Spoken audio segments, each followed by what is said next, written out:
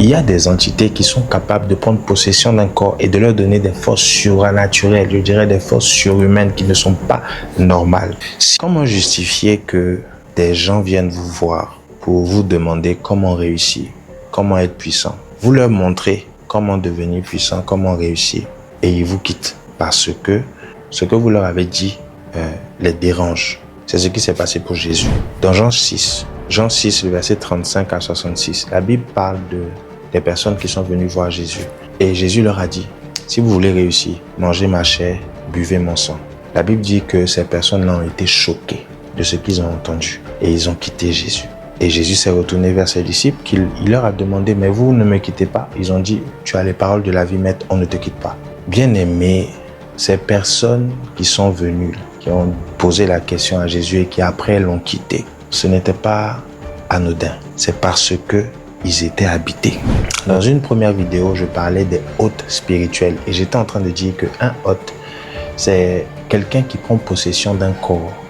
C'est comme dans Venom, le film. Il prend possession du corps et il fait faire au corps ce qu'il veut, mais des choses anormales. C'est ce qui se passe dans la vie de plusieurs personnes. Des personnes qui sont talentueuses, mais de façon anormale. Des personnes qui ont des pouvoirs, c'est-à-dire ils font des choses de façon anormale. Et la Bible me dit que lorsqu'on chasse un esprit impur d'un corps, le corps est vide et l'esprit revient parce qu'il constate que le corps est vide. La nature est horreur du vide. Lorsque je chasse un esprit, je l'ai dit, je dois être capable de mettre dans ce corps un autre esprit qui va faire du bien à la personne. Quelqu'un va me dire, mais ce n'est pas biblique. Excusez-moi.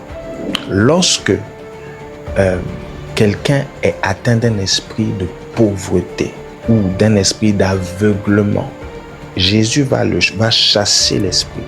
La personne va recouvrir la vue. Mais la Bible dit qu'il va se retrouver dans le temple et il va être enseigné. Pourquoi il est enseigné? Parce qu'on a besoin de ramener en lui l'Esprit de Dieu. Et l'Esprit de Dieu vient par l'enseignement. Je vais prendre l'exemple des stars pour que vous puissiez comprendre. Il y a une star qu'on appelle Beyoncé. Je pense que tout le monde la connaît. Cette artiste-là. Alors, cette artiste a publiquement avoué que lorsqu'elle est sur scène, il y a une entité qui vient prendre possession d'elle, qui s'appelle Sasha Fierce.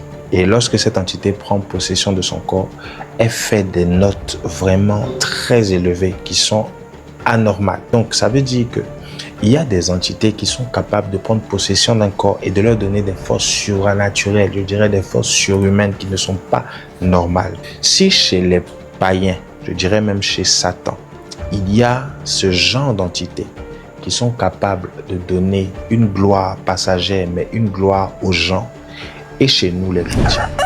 Si le diable a la capacité de donner un talent de manière, de façon, comme je vous ai donné l'exemple, et chez nous les chrétiens, chez nous aussi, nous avons le Saint-Esprit, mais à l'intérieur du Saint-Esprit, il y a des entités qui peuvent nous donner des capacités surhumaines pour atteindre certains niveaux.